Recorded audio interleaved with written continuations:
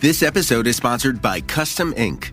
Custom Ink brings people together with custom gear, from employees and customers to teammates and friends. At their easy-to-use website, you can create personalized custom gear, including water bottles, backpacks, polos, jackets, and so much more. And it's all backed by a 100% satisfaction guarantee. Get started today. Visit customink.com. That's customink.com. Tackle your New Year's evolutions with vitamins and supplements from Ollie, because this year, pressure-filled resolutions are out and evolutions are in. Sure, lofty goals are great, but little steps count too. One good night's sleep, one feel-good choice. Bite-sized goals lead to big wins. Ollie, supplements for your New Year's evolution. Find your new wellness go-tos at ollie.com. Ollie! These statements have not been evaluated by the Food and Drug Administration. This product is not intended to diagnose, treat, cure, or prevent any disease. On this episode of Narcissist Apocalypse, we talk with an abuse survivor named Erika. And Erika was married to a coercive controller. It's a story of dissociation, language, puzzle pieces, financial abuse, and self-discovery.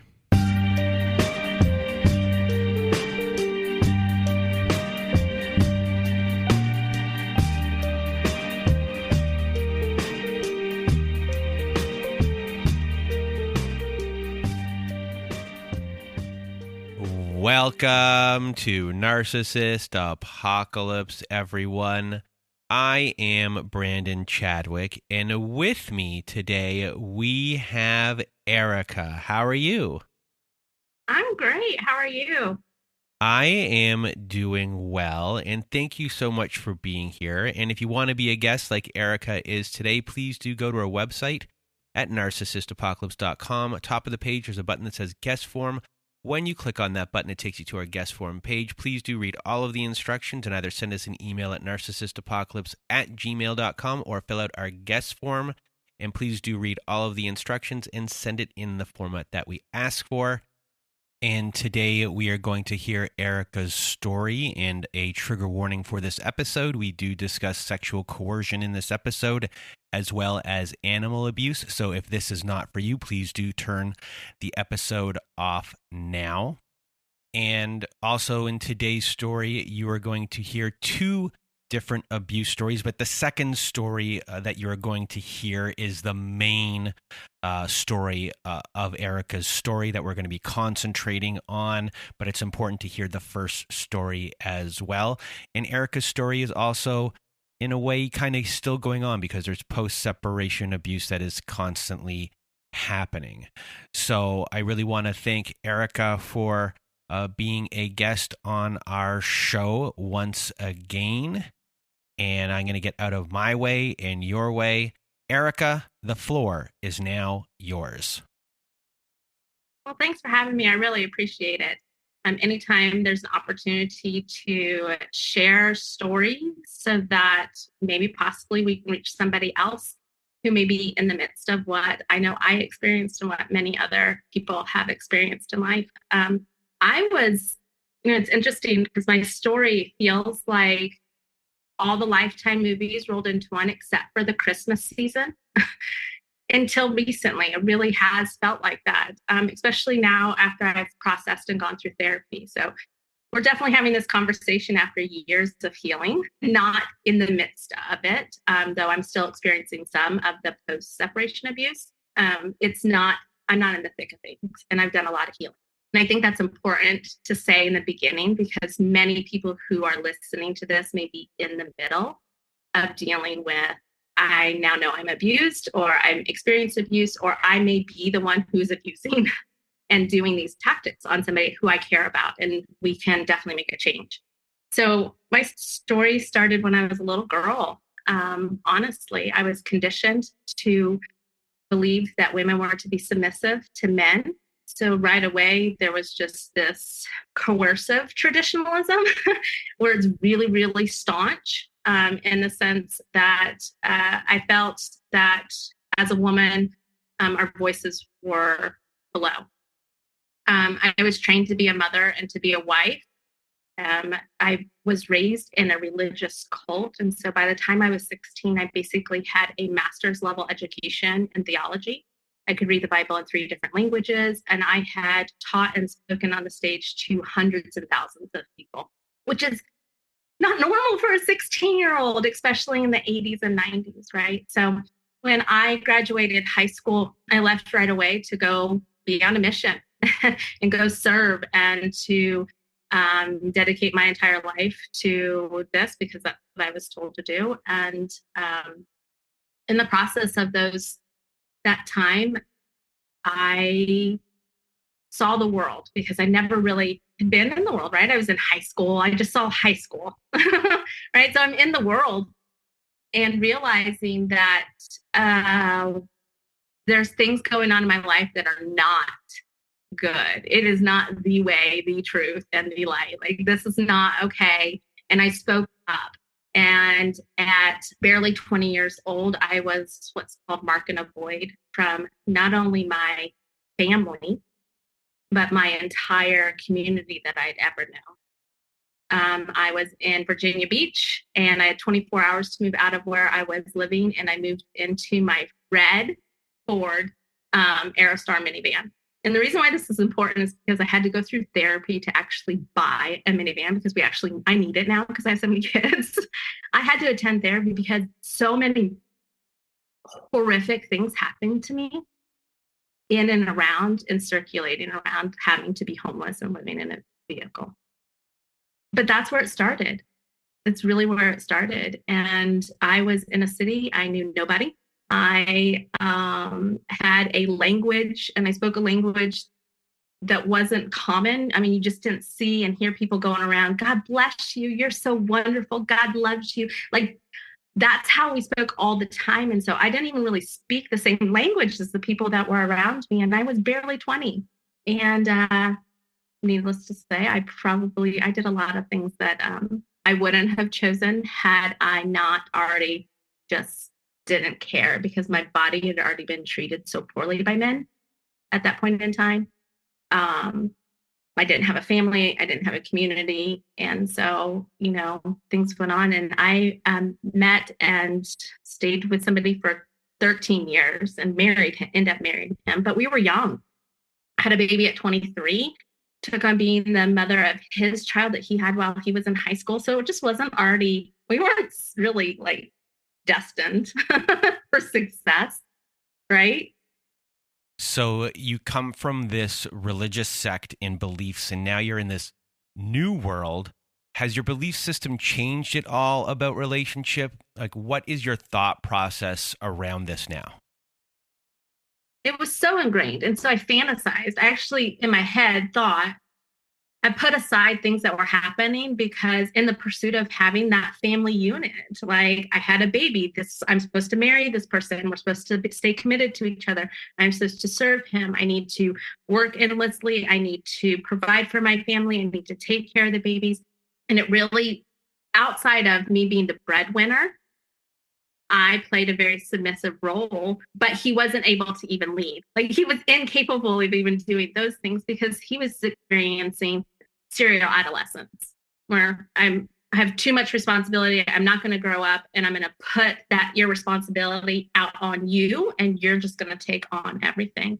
And so I wanted that family so badly. I wanted somebody to love me, and his mom loved me and his stepfather loved me, and I had this family, right? So I ignored a lot of things that were going on. I ignored his alcoholism. I ignored his drug use. I ignored his pressure on me to do things sexually that I was not comfortable with. I gave in to his pressure to do things work-wise that I did not agree to, that I did not want to do. I was not comfortable doing. Like, there was so much that I compromised just to keep that family unit together because I thought that's what I had to do. And it took 13 years and another child. So now I'm raising 3 children. My youngest son was born with a disability. He didn't have an ear, and so he was hard of hearing. And so there was a lot of challenges and doctor's appointments and things going in it. And I'm being an adult, and this man who's next to me is not keeping a job. Longest job he ever had was like 3 years. So he's spending money, hard-earned money on frivolous things instead of the necessities that we actually need. And so putting us in debt. And the financial abuse was interesting because even though he didn't bring the money in, he was still financially abusing me on a daily and weekly basis because, again, submission. And I'm thinking he needs to have control and access to everything. And it was stupidity, a lot of naivety too, I think. So you use the term serial adolescence, and that's a term that we haven't used on this podcast before. So can you explain that to us a little bit more? It is a type of abuse that is utilized where then one person just is carrying so much weight. It's just not possible. I mean, the reason why we join together with somebody else is to have a partnership, right? I mean, that's what we're supposed to. A healthy relationship is a partnership. There should be some alleviation on some things. We shouldn't, we sit back and go, okay, mom, I'm bringing in the money. I'm not going to sit here and do anything. I'm not going to cook. I'm not going to clean. I'm not going to do laundry. I'm not going to provide anything. I'm not going to watch my kids, because if I do, I'm going to call it babysitting, and I'm going to charge you. I'm going to charge you to watch my own kids. And the price that you're going to pay is I'm going to go out and I'm going to go drink, and you're not going to know what time I'm going to come home. I mean, I would wake up and not even know where my husband went. So after 13 years, I was just like, I can't do this anymore. As much as there was a love there and I wanted to keep my family together, I couldn't. And I figured, if I'm doing it all on my own, I might as well just do it on my own. And so that was not easy because there's laws that you have to abide by. And, in that state, we needed to be separated, like physically separated for an entire year to be divorced. And he kept on coming back to the house. So that was really hard. So that recall these things as I'm saying it, because there were reasons why I became an ideal client for a serial abuser. Like, I was the ideal, like just sandwiched all together. Here I am a single mom. I have 3 kids I'm trying to provide for. I need to be out on my own place. I can barely afford it. I'm working hard. And here comes this person who, checks off a lot of boxes that I was like, I'm not going to put up with X, Y, and Z, right? I want somebody who's financially stable, who knows how to work, so I put a lot of logic into things instead of anything else because my heart had already been broken. So love to me didn't matter. It was all about logic. So what else was on this list? So definitely financial stability, keeping a job, a ability to have a discussion and not feel like I'm talking to this mad scientist. My previous husband had this grandiose idea of who he was and his intelligence, ability to want to do things with children and like do it together. Clean. Could you just like clean without telling you to clean, or like getting you high so you'll help me go clean? Like, there was some like real, just like practical things of like, I just need a partnership. And I have kids. I don't want to do the bar scene. I don't want to, do that. I've gone out with some girlfriends. I did the whole let's go party and, and hoop it up. But it just wasn't me. That's just not my thing. And so I went online to meet. How are you feeling about yourself at this point? How do you view yourself at this point? I probably, then I would have said I had the lowest self-esteem I'd ever experienced, but I now know that it's possible to go even lower.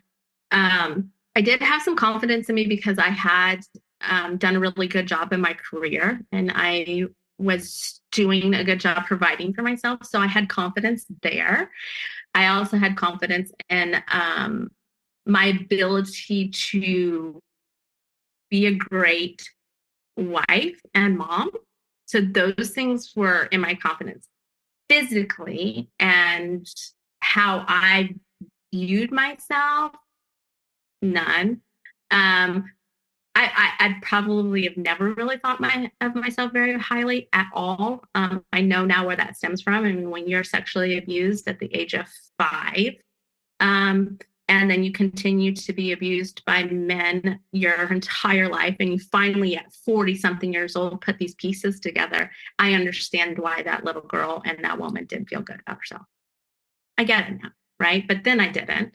And so when you have somebody who's giving you compliments and making you feel good and taking you out on dates and is checking off on the boxes, and you have decent references. I mean, like I knew people that he knew. So to me, it was like, okay, he must be okay. There was really no way to vet people. And first of all, we're not ever taught or told how to vet somebody for a relationship. Like, honestly, that's not a skill that anybody's taught. It is now a little bit easier because of the internet and because of social media, but it's also easier to hide who you are because you can completely disappear and just be a whole brand new person and create a whole profile that isn't you, right? So there's a lot of like social abuse, and that's not abuse that has that past generations have had to deal with. Social abuse and using the internet, pictures being held against you, you know, all of the things that come with this amazing technology that we now have, right? So he was able to create a person that was partially and somewhat true, but not really true. And I was already so worn down at this point in time in life and so exhausted. It was very easy for him to sweep in, and he very much had a process and steps. I now know. I didn't know then what I was experiencing, but it happened very, very quickly that I got to the point where there was no questions asked. I wasn't leaving him, but I actually didn't love this person. Like I wasn't actually attracted to him. He had forced that upon me so much that I thought I was, and I convinced myself I was, and I went along with things. So he sweeps in, you know, he was funny. He took me out. But within the first, few weeks, unbeknownst to me, he had already tried to, he'd already forcefully had sex with me. I thought it happened, but I wasn't sure when I woke up in the morning. Like it was one of those things. Within the first 3 months, he had used weapons against me and threatened violence. He had already stalked me. He had already cut me off from a lot of people, but he also wined and dined me and wooed me, and he had to clean home, and he took me and my kids to go do things. And there was this, I can't even say Dr. Jekyll and Uncle. You can't even say that because the person who was really nice was also doing these evil, horrible things in a very calm, calculated way. It wasn't until later on and years later that I would see actual anger to the point of like levels of anger. Like his anger was very, you just felt it.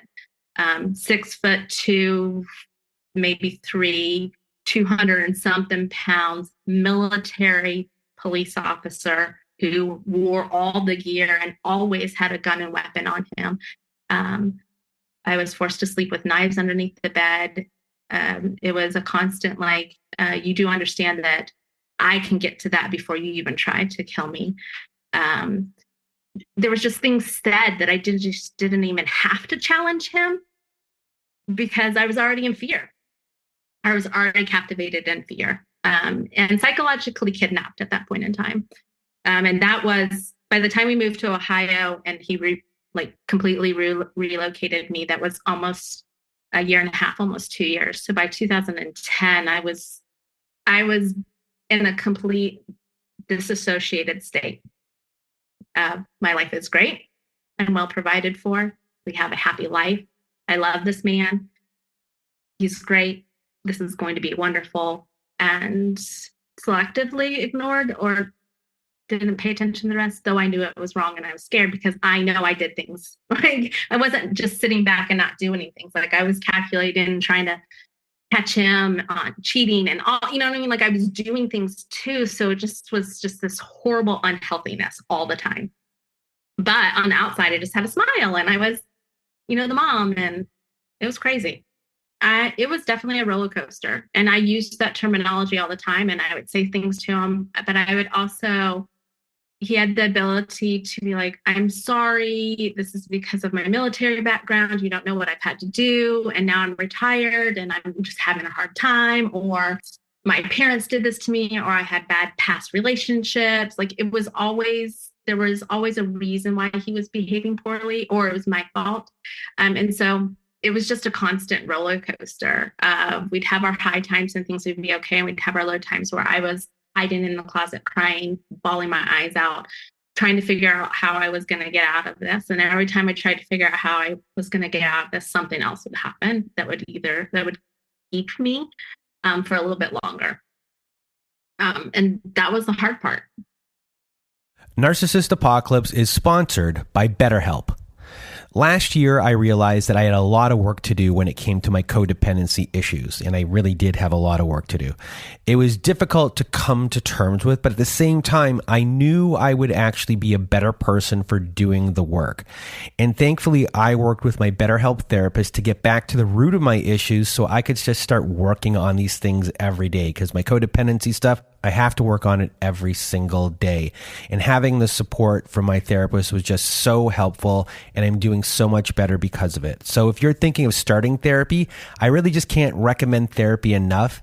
So just give BetterHelp a try. Discover your potential with BetterHelp. Visit betterhelp.com/nap today to get 10% off your first month. That's BetterHelp, HELP.com/nap. So essentially, you're living in a prison, and are you thinking to yourself, leaving is more dangerous than staying? See, at that point in time, I think I had convinced myself that there was no way that he would actually do anything to us, that this was just his coping mechanism. Because when I did finally leave and I was in a crisis center and a woman was sitting across the table from me, I mean, we can talk about that when we get to that point. Her saying things to me was the point where I realized how bad it actually was. Like I really was in, but that's not me. And that's why I tell them, because I was in that place of, I see these things happening on TV, women being beat. I see these things, but that's not me. But that's not me either, because I knew I wasn't in a healthy relationship. I knew that I didn't love this person. I knew that the things that were going on were not right. I knew that I didn't want to be there. Like, I knew those things as well at the same time that I was in it. So, being isolated when you're so cut off that you don't feel like you have anywhere else to go is a really hard place to be. And when abusers start isolating you and it turns where you start abusing yourself and you start self-isolating, it doesn't really matter what resources are around you, and you don't even recognize them. You're not going to reach out because you're already to the point of, it's just easier just to deal with what I know, the monster that I know, than to deal with how to get out all of that other stuff, because it's a lot. It's a lot. And so I truly believe that many of us, even if we don't physically leave, we leave in our heads and in our minds, emotionally and in other ways, up to the 7 times. When they say a woman leaves 7 times before she finally leaves her abuser, it's not physically she leaves all the time. It's not. We've planned it out, we've tracked it, we've tried to, and then we get pregnant. And we're like, okay, now I have how many kids? Like, what am I supposed to do? He's already told me, who's going to love me with this many kids? How am I ever going to support this many kids? What am I going to do? He's going to leave me in the side of the road in a cardboard box where he found me, which wasn't true, but that's what he would tell me. And so I was scared. I was scared all the time, without recognizing that was actually fear I was experiencing. So eventually you moved to Ohio. What happens once you're there? So we moved to Ohio February of 2010. And with a couple of weeks, I found out I was pregnant, which was really weird to me because I had been so good with my birth control, because I didn't want to get pregnant. I right before we had moved, we had this huge blow up. I wanted to leave, but all of my stuff was already packed on the semis because the military was moving us.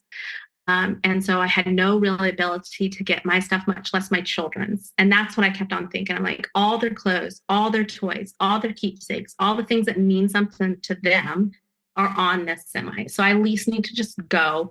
Maybe it's just the stress of the move. And so when we're in Ohio, it just started off really, really hard. He moved his mother into the home that we were renting while we were waiting for the house that we were going to buy. She was abusive as fuck, and she was a psychopath. This woman would stand at the bottom of the stairs at 2:00 in the morning, banging her cane against the wall. You fucking bitch, get down here, wipe my ass. Da, da, da, da, da. I would have days where I was, she would threaten to hit me with her cane, and I'm crying to him. And like, it was just hard. It was really hard.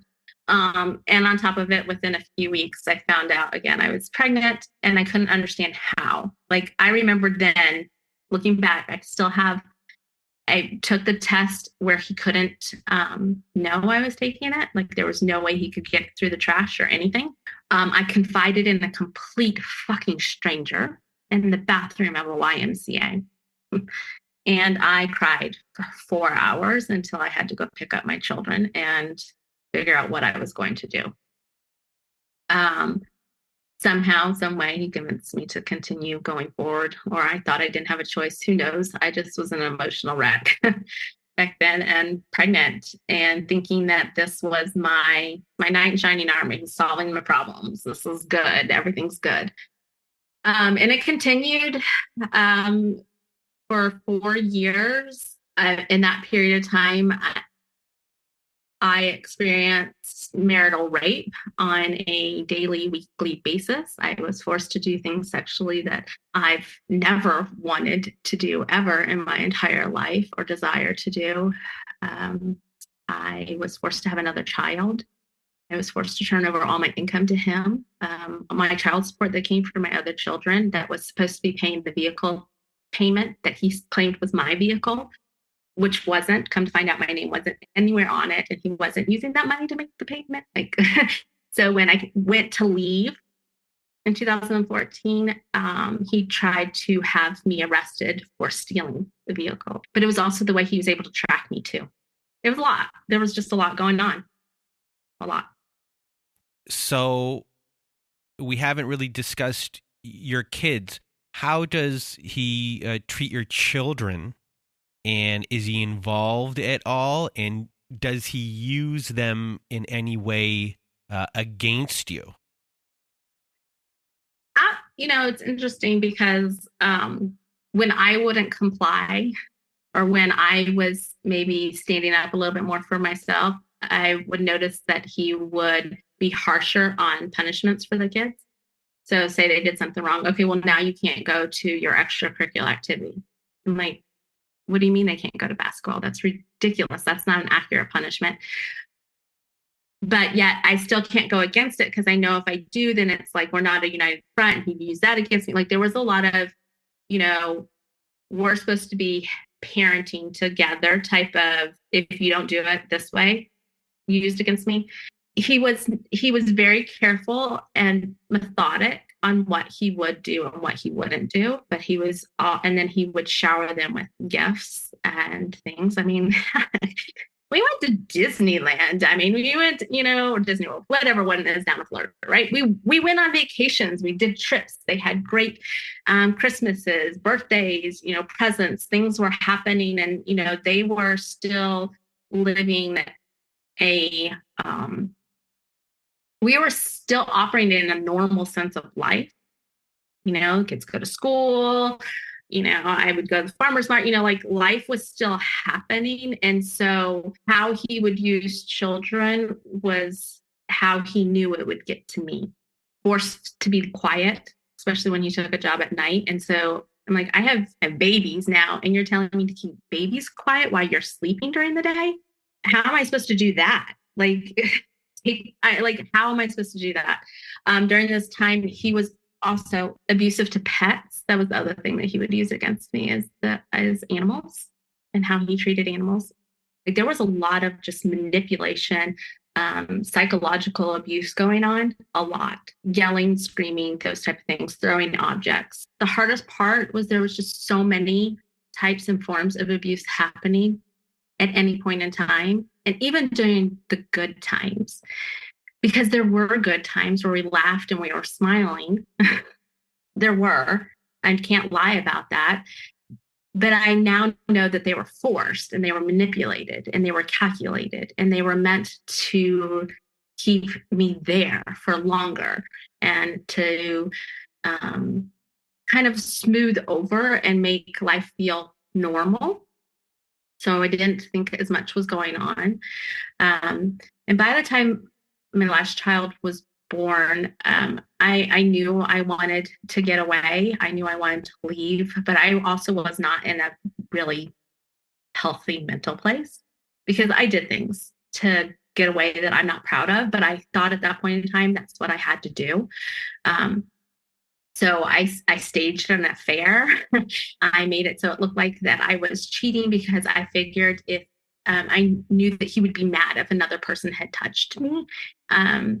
Another man had touched me, I should say. And if I was doing something outside of him, and that if I was even giving the idea of it. And so I started going down that road because at this point in time, I just didn't really care. I just wanted to get away. I started reaching out and trying to make other friends.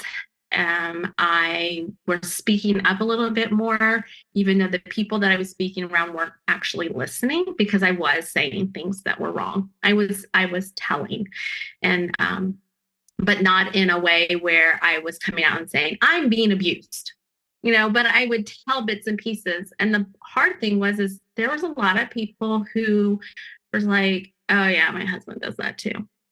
Because the piece that I was telling him, I was just testing to see is like, does he get mad and he throws like things?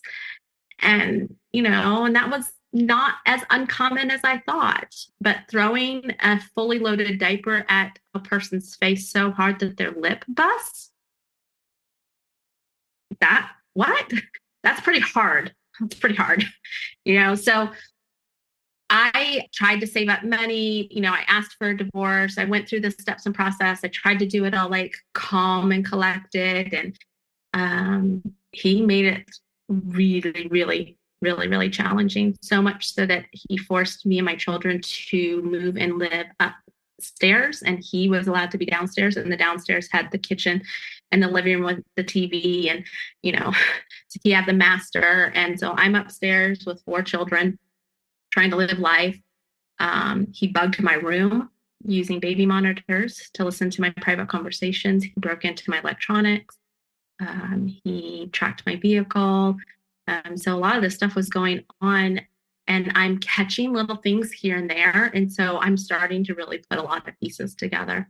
So I found the baby monitors and confronted him with it. I found where he had stolen my clothing and destroyed some of it. I had found I would write things down. I was writing a list because he wanted a list of belongings. He's was very concerned about material possessions and getting all of his things. And so I started writing a list so that, we could do it nicely. And he took that list and trashed it. And then for a day and a half, tried to convince me that it didn't exist, that I was imagining it. And if it did, then it was a ghost that took it. And I mean, like, it was, and then finally it appeared, So like there was just psychological games going on, walking by me and like acting like I was in the way. And so because I was in the way, I ran into the wall or the chair. And now I had this like hurting me in ways that just, wear you down. I still to this day have so much backlog proof of all of the stuff that he was doing and had been doing. It's gross. It's just gross. I mean, you could write 10,000 books. The screenshots, the women and the men that he was sexually talking to and contacting, and the money that he was transferring out of bank accounts. And I was like, what are you doing? Hiring the PI. He hired somebody to follow me when I went down to Florida with one of my children to visit an aunt that I had never met. I didn't grow up knowing my biological father and his side of the family. And this was at a time where I needed time to get away and think. And the opportunity was afforded to me. And he used that over my head and kept some of my children behind to make sure that I would come home. And hired somebody to follow me around. I found that out after I got back, and I'm looking at our cell phone records and going, what the heck is this? I was constantly looking and finding constantly, to the point where it was obsessive. It was my protection method. It was how I dealt with it, because if I at least knew this much about what was going on, then I felt like he wasn't getting away with as much, even though I knew this much stuff was happening. And so it gave me a little bit of power. I felt a little bit powerful. So eventually you did actually try to go to an attorney to get a divorce. So walk us through this part of your story. I tried to find an attorney to try to get a divorce, and it to be civil, because that's what he told me it could be. Yes, finally, he gave me it to be civil, But he didn't. He called so many attorneys' offices and made potential appointments with them. So I could not go at all. Don't even have to show up for that appointment. The moment you make that phone call and they record your name down, that is it. Done. It's a tactic for sure. And that's the interesting part is, so before we continue, I think the most important things for us is to start learning the tactics of abuse. I didn't know what the stuff was called. I did not know I had been psychologically kidnapped. I did not know that he had used coercive control on me. I did not know what gaslighting was, what narcissism, I didn't know the tactics. And if I had known the tactical words of it, I could have done more. So FYI, start learning the language, because it matters. What you say initially in those appointments with those attorneys, and to anybody who you're talking to in the law enforcement or the legal side, the words that you use matter. And if you use the right words in the beginning, you'll be taken more seriously. You'll have better actions on your cases. Promise. So back to that. I didn't have the words. So I manipulated a way for me to an attorney. I finally found an office I could go to. It was a few towns over in small town Ohio. I had figured out my cover story for somebody to be watching my children. I had this all planned out. I get in my vehicle and I drive. And to this day, I still cannot tell you whether the sun was shining or not. I now have looked back at my notes and I know that it was, but in my memories, it's so dark. It's so dark and dreary this whole entire day, almost night, that dark. So I pull up, and it's this really small 800 square foot office. I mean, it's tiny town. I open up the door, and no sooner than I put my foot on the threshold, I hear the secretary, who is maybe 10 feet away from me, say, "Sure, hang on one second. What was your name?" And she says his name out loud. And my face, my whole entire body completely went white. I couldn't breathe. I could barely move. I was frozen. And very shortly after that, I moved to her desk and I said, mouthed quietly, "That's him. That's him. Don't tell him I'm here. Please do not tell him I'm here." And I was frantic. But of course, I'm whispering it to her because I'm so concerned he'll actually hear my voice now. I'm mouthing these words to a woman, and all I did was just walk across the door. So she's looking at me going, "Oh my gosh, what's going on?"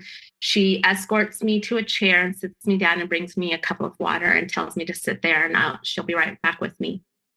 A little bit later, I don't know how much time, she escorts me into a back office, and I start speaking to an attorney. And she asked me questions, and I'm telling her what's going on. And she's like, I need you to stop for just a moment. And I was like, okay. Okay. I'm crying. I've been crying. I'm sitting here. I'm starting to feel a little bit better, a little bit less anxious. She leaves and she comes back. She's like, I'm really sorry, but I need you to stop talking to me now. And I was like, what do you mean? She goes, I can't represent you. And I just lost it. I was like, I don't understand what's going on here. She goes, apparently your husband had already previously made a call to make an appointment with my partner. And even though he didn't show up for that meeting, I cannot take you on as a client. And then she goes, so this is what we're going to do. And I was like, she goes, you're going to file for a civil protection order. And at this point in time, my heart's racing. I'm like, my flesh is turning red and hot. I'm scared. I'm thinking, you know what, forget it. I'll just go home. I'll apologize. I'll say I made a big mistake. I'm so sorry. I'll just fix this somehow. And she keeps on talking and could clearly see that I'm overwhelmed. I'm like, what? She's like asking about the kids. Do you have any place for the kids to go? And I'm like, no, I don't know anybody here. I don't have nobody. I'm cut off. I don't know. Where do you want me to go? I have 4 kids. 2 of which were young babies, 3 and, only, not very old, a few months old. And she said, I don't think you're going to be alive by the time the end of this weekend is over. So you need to go to the crisis center. I've already called them and they're expecting you, and they're going to walk you through this paperwork and help you get started. And I was like, what? She goes, here's the address. Here's where you're going. They're going to call me when you get there. You don't have kind of told me in a way where I didn't know that I had a choice, but I also knew that that was the thing I needed to get done. She's telling me, she's a lawyer. She's telling me this is what I need to do. I need to do this. So I drove to the crisis center. They met me at the door, did the intake interview right there at the door to make sure I wasn't being followed and that there was no gun to my back or anything of that nature, and took me down the hallway and put me in a room and had a crisis counselor come and talk to me and start doing their intake form. And their intake form is pretty simple. It's just a front and back.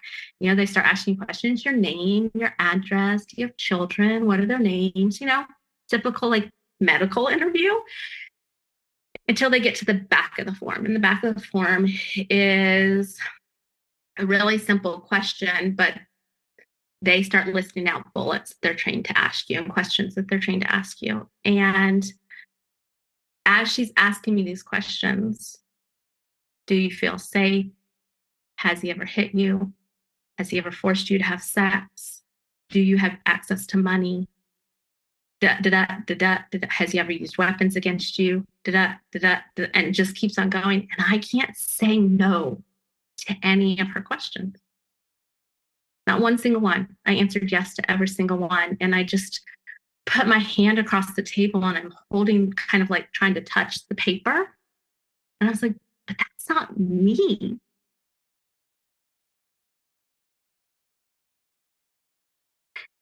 And she did the one thing that she could have done at that point in time. And that was to just put her hand on top of mine and say, but it is.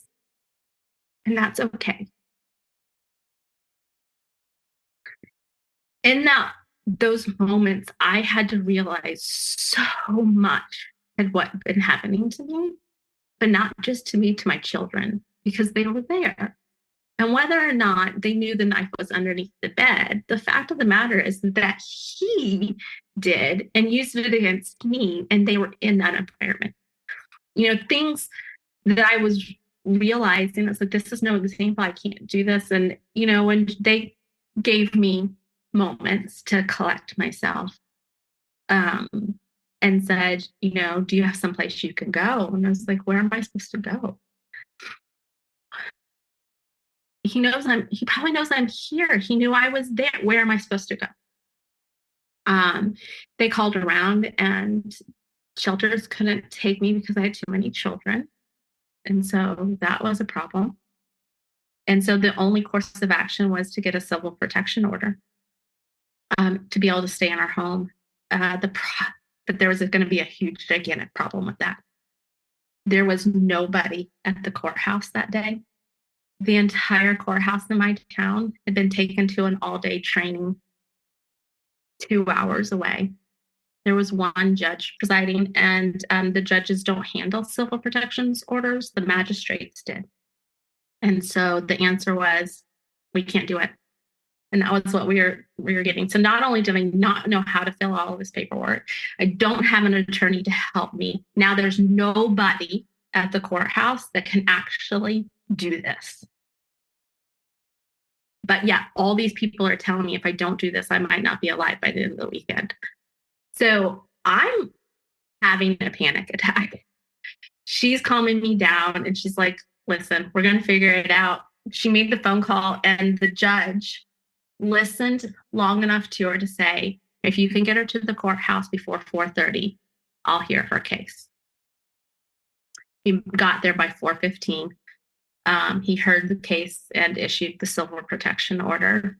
Unfortunately, it wasn't filled out completely the way it needed to be because 3 days later, part of it got reversed. But what did happen that night, and he was served while he was at work. And that was another 4 hours of excruciating hell being put through us. He's being allowed to remove things out of our home while we're there, threatening me with every inch that he could while the sheriff is buddy. They're all laughing.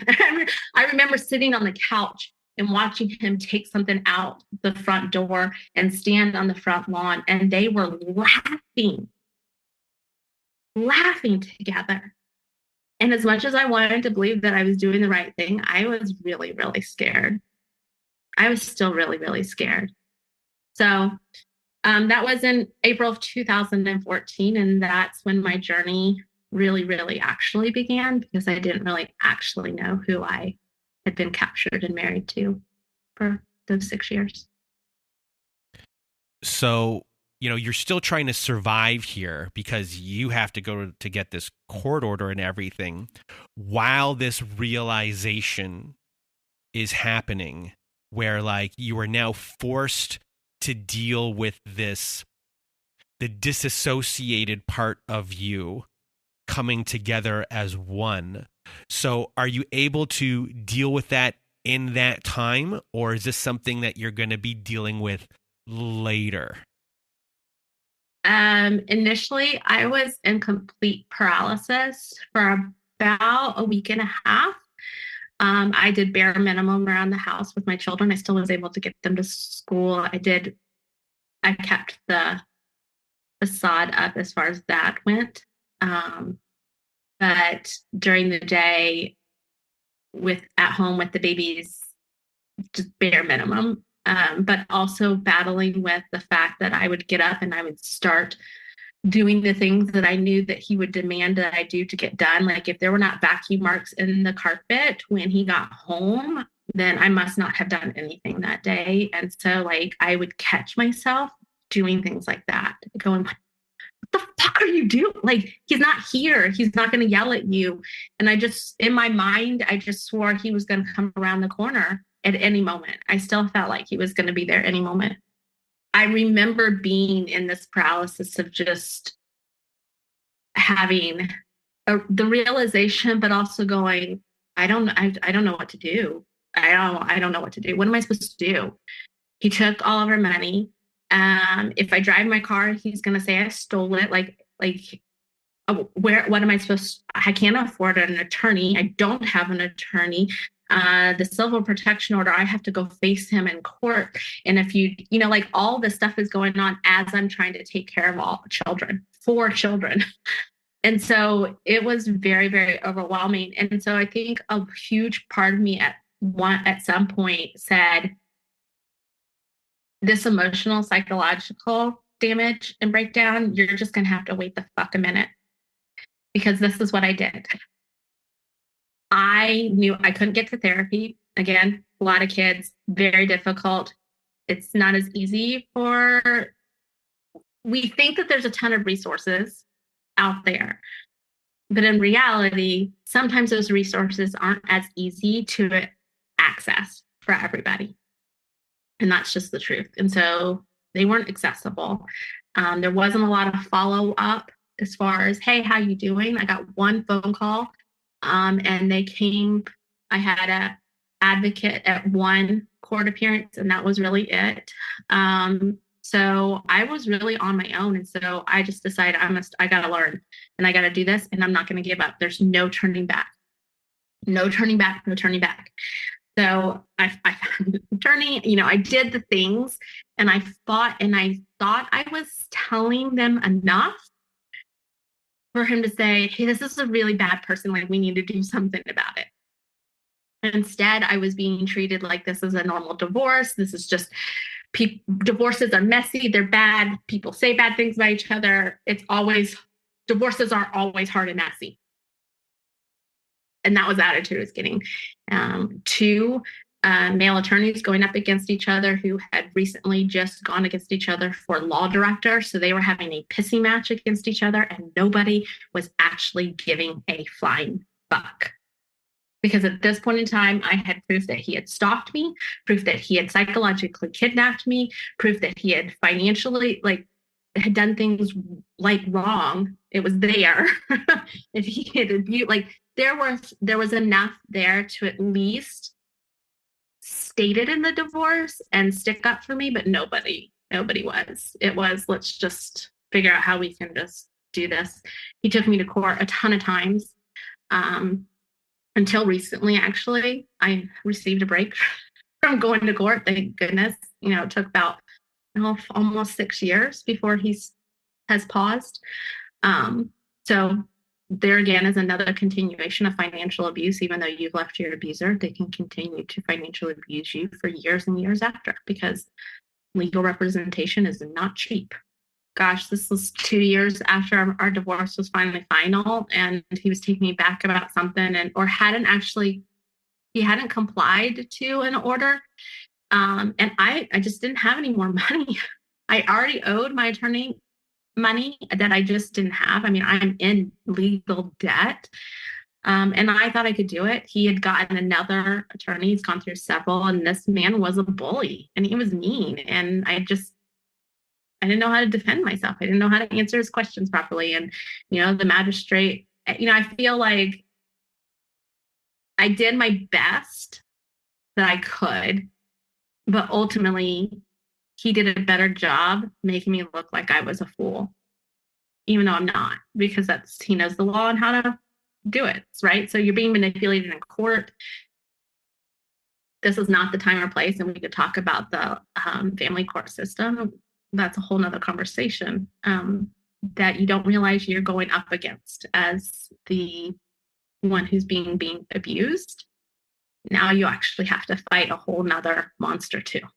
And it's exhausting. It's a lot. It's just a lot. So how did the abuse continue after the divorce process? Oh yeah, it's been quite crazy. When I got a civil protection order from him, unbeknownst to me, he had already captured somebody else, and she was a young 19, maybe 20-year-old woman. And he started the process all over with her and kept her for 6 years. She left in 2020. And so during this time, not only was he coming for me in court, but now he had somebody he used to come after me through my children, because they became tied to her, and she's this fun, and looks like one of my daughters. And, he so used her to abuse me. He convinced her to stalk me, to intimidate me. They did a lot of manipulation, tried to destroy my business. And so there's been a lot going on. All the way up until 2019.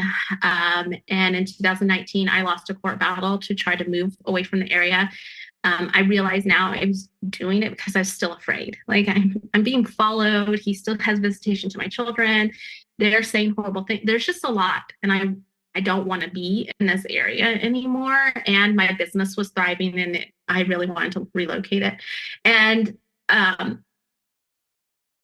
it didn't go well. And the courts actually awarded him and her half of every week. She 2 days before that court appearance, she went and helped expunge an actual abuse charge that he had on him that I was not made aware of with her, and that he served time in jail for an entire weekend, and then was able to come and pick up my children for visitation. And nobody ever told me, ever. So as I'm trying to do all this stuff and I start becoming my own investigator, because I'm really tired of all of this stuff, I find it out. And so 2 days before our court appearance, they went and she lied and helped him expunge it. So there's just a lot, right? There's just a lot going on. It's hard. And I decide that I have to do something. And as I continued, this is hard. As I continued to do my own investigation and to continue to just fight for our freedom of just from this person, honestly, just of the constant fear and the continued abuse. And I found out that I was not the only one. At this point in time, I thought I was number 4. I had put enough pieces to the puzzle together. I was his 4th relationship. That's what I thought. I was not. I was the 8th woman that he had tried to do this to. I just happened to be the one that he did it to the longest at that point in time. And I was the only one that had to stick around and fight. Everybody else ran and disappeared. He had fathered other children, given away his parental rights. He had fathered other children, still was paying child support. He had forced women to have abortions. He had, since the age of 18, from the age of 18 to the time in 2019 that I was investigating, I was number 8 and he had number 9 with him. And this just hit me really, really hard.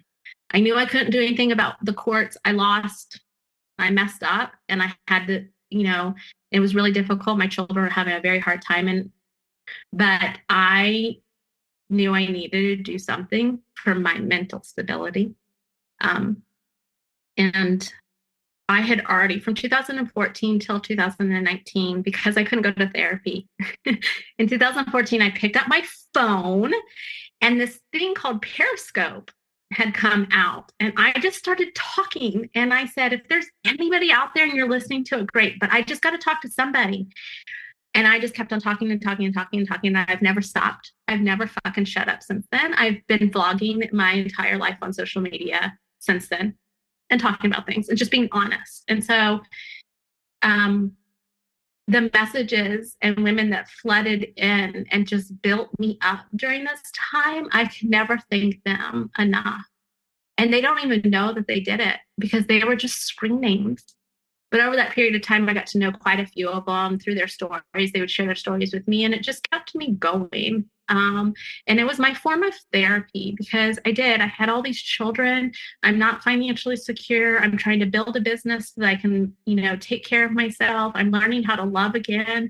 I'm going to doing things to improve myself and to keep pushing forward. And I'm fighting a monster still. There's a lot. And so it gave me a confidence and a self-esteem that I don't know that I could have ever given myself. But in a way, I did give it to myself, because if you think about it, and I'm holding a phone to my face and talking, well, who do I see? I see myself.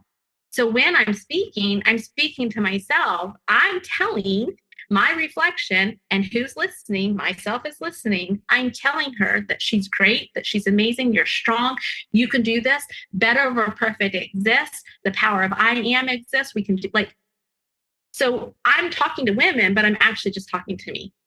And so this whole entire time I'm healing myself, right? It was just I'm still amazed at the healing process. I was able to take what I had learned in my career, working for nonprofits and raising millions of dollars and doing organization management for companies and setting them up and structuring them, and transform it over to how to manage life. And I came up with this really cool system. And so I'm teaching them, and we're grooving. We're doing great.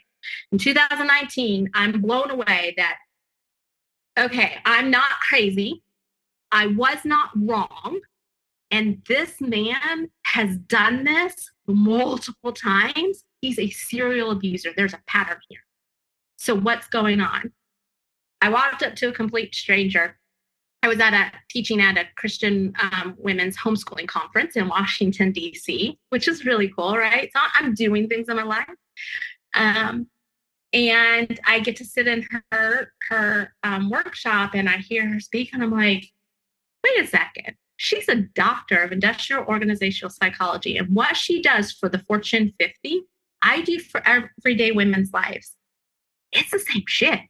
So I was like blown away. And she then mentions, I also wrote this fiction book about something that plagues a lot of women, domestic abuse. And so here I am going, here's this really, really smart woman, because I still have a complex of I'm not smart, I'm not good, I'm small, right? I'm still not healed. We're healing and we'll continue to heal. Literally possessed, something came over me, and I walked up to a complete stranger. And I said, I know this is going to sound really crazy, but I think we are meant to write a book together. Would you please hear me out? And I proceeded to tell her my story of how 2 weeks ago, my serial abuser just got half-week custody for my children. And I found out that I was not number 4, I'm number 8. And I just blurted all the stuff to her and just word vomited all over her. And it's been a trip since then. She agreed. We wrote a book, and I continued to heal because I gave myself more of a language. And that's where I was talking about. That language is so important. Had I had the right words to tell people what was going on, and for me to understand what it was, right? Because I need that understanding. Then I could have communicated a lot better. I could have fought a lot harder, and possibly maybe not even gotten into the situation. Who knows? I'm definitely way more equipped now. And so if I've gotten anything out of it, is a desire and a passion to equip other people so that they have what it takes to battle what we are up against in the world. And the fact of the matter is that people are abusive. And we need to be equipped to battle that, because most people will spend the majority of their time in the pendulum of the light stuff to the medium, and they won't experience that psycho part. They won't feel like and know that they were kidnapped. They won't have weapons used against them. But that doesn't mean that they shouldn't be equipped to handle everything else. So we've got to start talking about it and having the right language. So you've gone through this whole process, this whole healing journey process, but eventually your ex's new partner, partner number 9, comes to talk to you. So what happens here? She actually did come to my home, and that's why I know the things that I thought were true are actually true, because she, in a way, had a confession session with me. With the statement of there is probably a lot more that I will never know. But to know that I, one, wasn't crazy, I wasn't imagining things, that it is comforting enough to know to just let it go. I don't need to have any more. I know I was right. I wasn't crazy. I wasn't wrong. So that's good enough. And I wish her well. I mean, we've had that, like, I wish her well. She has, in ways, shown her support, but we're not intermingling. I don't need to be. They're still too intermingled that I don't want to be a part of that. And how are your kids doing? Much better. They've battled a lot. There's still lasting effects of trauma on children, and I have had to learn a lot. I've had to learn a lot and really just be forgiving of not only myself, but of them. Because they have big feelings and they don't necessarily know where those feelings are coming from, but I do. And so we just continue to work on being better. You know, that's what our philosophy is to strive for better, not perfect, because perfect doesn't exist. We apologize a lot. So this podcast is a lot of different things to a lot of different people. It's a podcast for many about abuse, patterns of abuse, validating experiences. We talked a lot today about language as well. And for me, I also see this podcast as a podcast of self-discovery. So from the beginning of your story of how you grew up to both of these relationships we talked about today, I guess, who are you now today? So in comparison of, the little girl before and the woman now, I love that you're asking that. I am happily married. I had another child. I've healed. I know that there's people out there who love and are kind.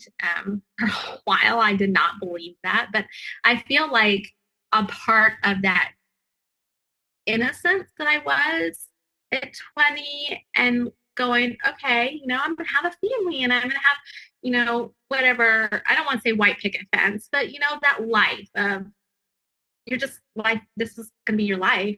I have that. I have a lot of kids. I always dreamed that I was going to have a lot of kids. I've written a book and spoke and had a career. So those things made sure to not give those up. So I did a lot of evaluation of who was I before all this and what did she want? What did she dream of? And out of those, what do I really want to go after? What's important to me now? Because we change. Like, no matter whether I was abused or not, I'm going to change. We're going to adapt to, grow to be other people. But I really did go back because I didn't even know. In 2014, I wasn't even sure what my favorite color was. I didn't know what color I wanted my hair. I didn't know how to do it. I didn't know what purse to carry. Like, all these things had been dictated to me for so long. And then prior to that, being a young mom, I was so overwhelmed that I didn't even think about those things because my partner didn't even want to help out. Right. So here I am now at 38, 40 years old going, who the fuck am I? Who am I? I don't even know. And so it has been a joy and a blast reintroducing myself to myself and really getting to know myself and healing. And going back to that little girl that said, I want to do these things and I want to be this person, and doing my best to get her that point that wasn't her. But here's the thing. And I'm really addicted to puzzles. If we fail to recognize all of our puzzle pieces, we will never complete our puzzle and be our full person. And so I can't ignore the person I was and what happened to me through all those years, because she's just as part of me as the little girl as I am now, right? And so I spend a lot of time acknowledging my role in those years. The things that I actually did do and the things that I said and the things that I participated in, and I forgave myself because I put those pieces back in. Literally, I have a tattoo on the back of my neck of puzzle pieces. I put them there and I'm not ashamed of them. You want to talk about rape? You want to talk about you want to talk about stuff? I'll talk to you about it because I've already put those puzzle pieces back in and I'm not ashamed of them. And so I think that part really helps because I don't have to dream of this imaginary, what would have happened if I hadn't gone through this, and regret, because I just get to accept that that's who I am. And I have all those pieces and I've been used and abused. And I've also been strong and fought and been inspiring. And I will continue to go down that path. And I will forever be healing. I don't think there's ever a part where we can say we're healed. And if you had any words of wisdom or advice for everyone listening, what would it be? Learn the language of abuse. Know what it is so that you can recognize it and acknowledge it. Because even if you are not currently being abused in your life, somebody in your life around you is, and you can be a better ally just by learning and recognizing it. And that's how we make a difference. And that's how we make a change. Abuse has existed since the beginning of time. Women have been abused since the beginning of time. Children have been abused since the beginning of time. As horrible of a point of view that is, it's just the truth. And so the only way to make real change and impact is to acknowledge that and then to start learning about it, because your abuser knows more about it than you do. I promise you. There's manuals, there's movies. Hell, Fucking movies teach people how to abuse people. Like, you want to figure out how to be a serial killer, watch enough movies. You want to know how to abuse, like, just watch enough entertainment. You'll figure it out. You want to know any more? Join the military. Be a police officer. Be in a level job that's serious stress where you think you have power and ability over people. Have a whole bunch of money. I mean, there's a whole bunch of reasons why it grows and it manifests in people. And so we need to just learn it. We need to learn it. And if we could do that, then that's where we can start making the change. So, Erika, I really just want to thank you for being a guest on our show. You know, you've been through a lot, living in a prison for so long, all of the maneuvering that's going on to keep yourself safe, to keep your children safe, and you are surviving. You're a survivor. You're surviving the coercive control of your partner. And even when you thought that you might have freedom, the truth of the matter is that you didn't, because the outside world sometimes feels a lot scarier than the devil that you know, the person that you are with. And you are just a survivor, and you are a real beacon of hope for everyone who was listening today. And you did a great job, not just in telling your story, but communicating your feelings, validating everyone who is listening, and also educating them too. So I really can't thank you enough for being here with us today and sharing your story. Thank you for having me. I really appreciate it.